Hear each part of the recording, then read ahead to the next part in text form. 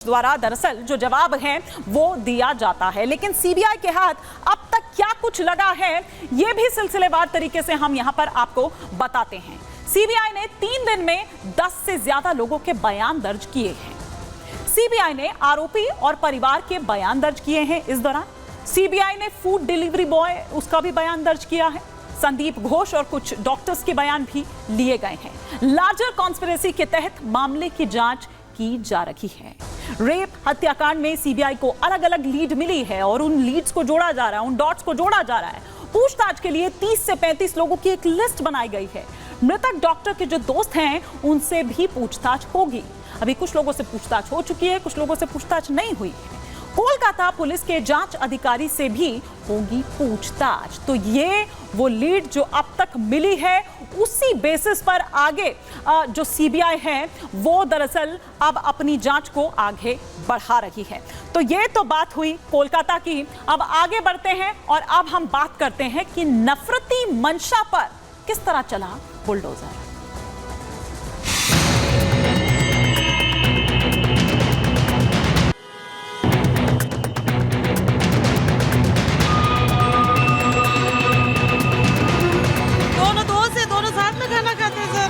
फिर क्यों मार दिया मेरे छोरे को ऐसे चाकू सर? 10वीं क्लास के बच्चे के हाथ में चाकू कहाँ से आया? उसको चाकू देने वाला कौन है? जो आरोपी है उनको तो कल ही गिरफ्तार किया जा चुका है और विधि सम्मत जो भी कानून कार्रवाई सख्त से सख्त कार्रवाई होगी वो कार्रवाई भी प्रशासन करेगा।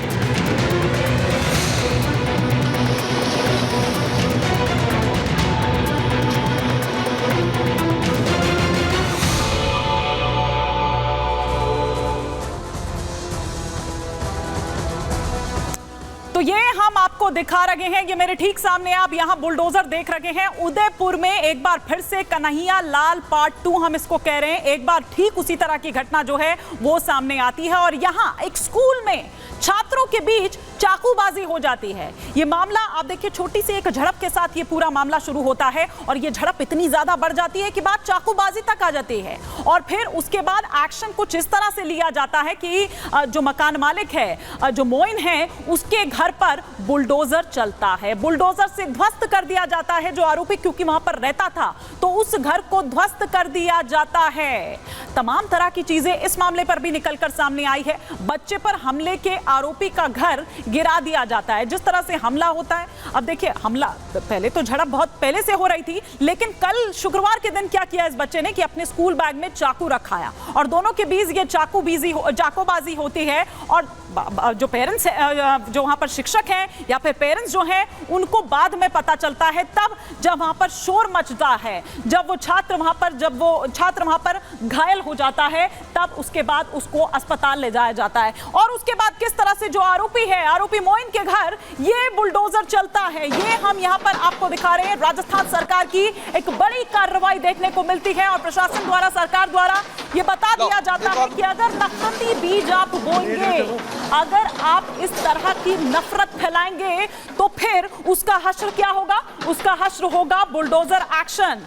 जिस तरह से यूपी में वो बाबा मॉडल है, वो बुलडोजर मॉडल है, वो यहाँ राजस्थान में भी देखने को मिला। ठीक उसी तरह से किस तरह से नफरत अगर आप फैलाएंगे या इस तरह की कोई भी हिमाकत करने की आप कोशिश करेंगे तो फिर उस पर यूं ही बुलडोजर चलेगा। ये राजस्थान सरकार की जो एक बड़ी कार्रवाई है वो सामने निकल कर आई। किस तरह से स्कूल में 2 छात्र आपस में उनका झड़प होती है और मामला इतना ज्यादा बढ़ जाता है कि चाकूबाजी तक बात आ जाती है। बात पर देखिए किस तरह से चाकूबाजी जो है वो राजस्थान से इस तरह की कई घटनाएं निकलकर सामने आ रही है कि किस तरह से बात पर चाकूबाजी यहां पर हो जाती है। लेकिन नफरत के बीज अगर बोएंगे, नफरत अगर फैलाने की कोशिश करेंगे, क्योंकि इससे पहले भी अलग अलग जगहों से इस तरह के मामले निकलकर सामने आ चुके हैं, ये कोई पहला मामला नहीं है, तो उस पर आपको खामियाजा भुगतना पड़ेगा।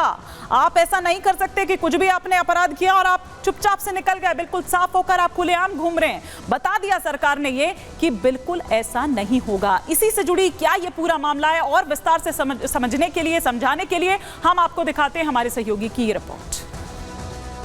आरोपी छात्र के घर पर भजनलाल सरकार ने बुलडोजर एक्शन किया है और यहाँ पे आप देख सकते हैं ये बुलडोजर एक्शन जो है वो हो रहा है। किस तरीके से ध्वस्तीकरण की कार्रवाई शुरू हो चुकी है। 2 बुलडोजर लगातार कार्रवाई को अंजाम दे रहे हैं। ऊपर से आप देख सकते हैं तमाम यहाँ पे लोग जो है वो हैं। इसके अलावा आरोपी के घर बुलडोजर चल रहा है। भजनलाल सरकार का ये बड़ा एक्शन है। आरोपी छात्र जो था उसके घर पर बुलडोजर एक्शन हो रहा है, ध्वस्तीकरण की कार्रवाई हो रही है और माना जा रहा है कि यहाँ पे बुलडोजर एक्शन जो था वो इसलिए है कि यहाँ पे फिलहाल जो तस्वीरें निकल के आ रही हैं वो ये है कि वन भूमि की जगह पर ये जो है बुलडोजर चल रहा था। तो देखा आपने, जहां ये एक्शन लिया गया उस जगह पर हमारे सहयोगी अमरदीप मौजूद थे, ये रिपोर्ट दिखा रहे थे। लेकिन जो पीड़ित का परिवार है वो क्या कुछ कह रहा है, जरा ये भी आपको सुनना जरूरी है कि किस तरह से ये पूरा मामला पेश आता है और फिर किस तरह से उनको इत्तला दी जाती है। सुनिए। के ठीक सामने एक माँ जो है वो बैठी हुई है, एक परिवार बैठा हुआ है। ये वही परिवार है जिसके बच्चे के साथ में चाकूबाजी की घटना हुई और यहाँ पे ये माँ जो है वो पूरी रात से ऐसे ही बैठी है। आप सोच सकते हैं, कल्पना कर सकते हैं कि अपने बेटे को लगातार संघर्ष करा रही वो माँ जो भोले बाबा से लगातार यहाँ पे प्रयास कर रही है और उनकी स्थिति जो है वो आप देखेंगे यहाँ। तो यहाँ पे आप देखेंगे लगातार बेसुधी सी माँ जो है बेसुध हो रखी है और यहाँ पे इसी तरीके से लगातार भोले बाबा के साथ में लगातार प्रयास कर रही है और यहाँ की स्थिति जो है आप हिम्मत रखिए, आप हिम्मत रखिए, आप हिम्मत रखिए, ईश्वर आपके साथ में है। तो एक माँ देख सकते हैं बेसुध है जिसको अपने बेटे की फिक्र है।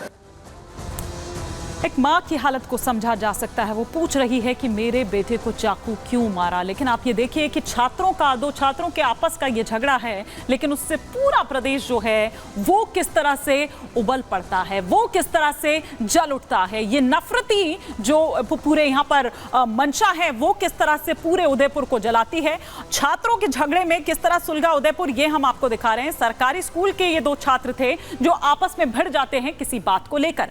दोनों के बीच ये झड़प, ये बातचीत इतनी ज्यादा हो जाती है, ये बहस इतनी ज्यादा होती है कि बात चाकूबाजी तक आ जाती है। चाकू उसको वो मार देता है और हमले में इस दौरान एक छात्र बुरी तरह से घायल हो जाता है जिसका अभी इलाज चल रहा है। लेकिन दोनों ही छात्र अगर आपको बता दें तो अलग अलग समुदाय से है और जब ये बात जैसे ही सामने जाती है तो उसके बाद शहर में पूरे हिंसक प्रदर्शन शुरू हो जाते हैं और वहां पर एक अलग ही जो आग है वो सुलगने लगती है। कारों में आगजनी की जाती है। वो देखिए तस्वीर हम आपको दिखा रहे हैं कि किस तरह से जो वहां पर वाहन खड़े थे उन्हें आग के हवाले कर दिया जाता है, किस तरह से वहां पर तोड़फोड़ की जाती है। जो दुकान वहां पर रहे होंगे, जो घर वहां पर रहे होंगे, मॉल्स जो वहां पर थे, वहां पर भी भीड़ ने पत्थरबाजी की। जो लोग भी